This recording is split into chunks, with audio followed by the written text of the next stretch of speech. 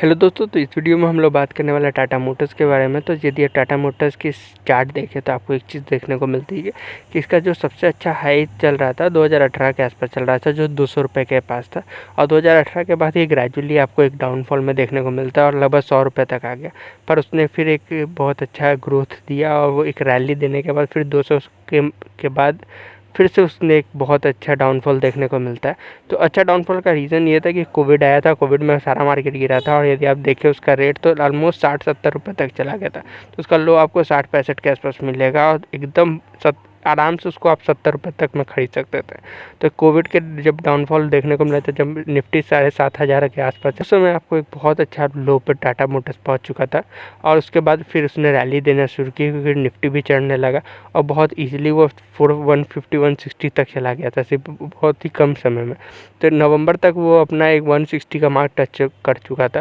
तो यदि आप सोच सकते हैं कि यदि आप 150-160 यदि आप 70 रुपये में भी खरीदते हैं यदि डाउनफॉल के टाइम में, तो जैसे ही रैली कंप्लीट करता है तो 2x कंप्लीट कर चुका था।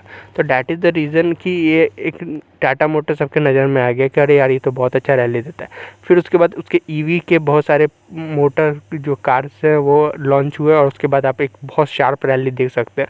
तो वही शार्प रैली का जो रीज़न था यही था। फिर उसके बाद वो 300 के आसपास जाके फिर कंसोलिडेट होने लगा। तो जो 160 से 300 का जो सफ़र है वो आप देख सकते हैं कितना स्टीप है। और उसके बाद एक बहुत लंबे टाइम तक ऑलमोस्ट 2022 से पहले तक 2021 में बहुत लंबे समय तक वो 300 पे ही रैली करते रहे।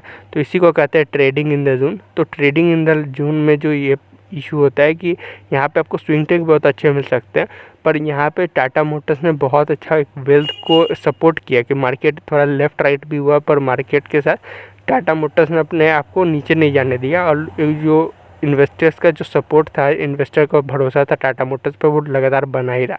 फिर आपको देखने को मिलता है कि उसके फिर ईवी में बहुत सारे 2 और लॉन्च किए 2022 में और उसके बाद आपको एक फिर शार्प रैली देखने को मिलती है। वो 500 का मार्क टच करता है और उसके बाद 500 के मार्क टच करने के बाद फिर से वो ट्रेडिंग इन द जोन में चला जाता है। तभी भी जोन में एक ट्रेड कर रहा है और अपना जो पिछला सपोर्ट है वो 300 उसके आसपास भी नहीं आ रहा। तो एक बहुत स्ट्रॉन्ग सपोर्ट के साथ वो एंजॉय कर रहा है, अभी 419 के आसपास है।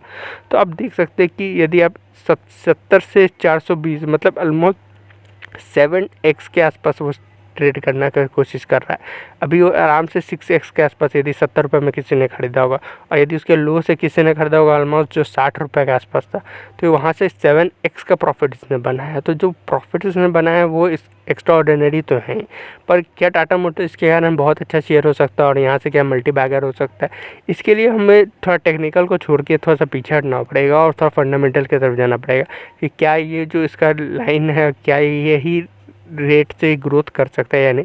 तो यदि हम इसका थोड़ा फंडामेंटल देखें तो आपको एक चीज़ बहुत बड़ी चीज़ देखने को मिलेगी कि टाटा मोटर्स एक लॉस मेकिंग कंपनी है। 2018 में उसको लास्ट प्रॉफिट हुआ था 6,000 करोड़ का, फिर 2019 में उसको 28,000 करोड़ का लॉस हुआ, फिर 10,000 करोड़ का लॉस हुआ 2020 में, 13,000 करोड़ का लॉस में है अभी 2021 में और 2022 में वो 11,000 करोड़ के लॉस में।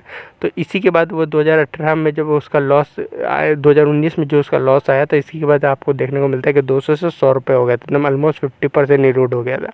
तो जो मेजर कंसर्न है अभी भी इन्वेस्टर के मन में वही है कि अभी भी ये लॉस मेकिंग कंपनी है और क्या ये आगे जल्दी प्रॉफिटेबल भी होने में भी उसको टाइम है, क्योंकि ऐसा कुछ देखने को नहीं मिल रहा है। इवन जो डेट टू इक्विटी रेशियो है वो भी लगातार बढ़ ही रहा है, तो वो 3% तक पहुंच गया है। रिटर्न ऑन इक्विटी में भी आपको एक डेंट देखने को मिलता है। तो एक डेट का एक इशू है वो भी आपको देखने को मिलता है। तो एक बहुत बड़ा इशू यही है कि क्या आगे रैली देगा या नहीं देगा। मुझे लगता है जब तक थोड़ा सा फाइनेंशियल इसके मजबूत नहीं हो जाता तब तक आपको थोड़ा सा अवॉइड ही करना चाहिए। बिना फिनेंशियल एडवाइज़र के इसमें अभी इन्वेस्ट करना बिल्कुल सही नहीं होगा। तो ज़रूर इस पर स्टडी करें, उसके बाद ही कोई फ़ैसला लें। Thank you.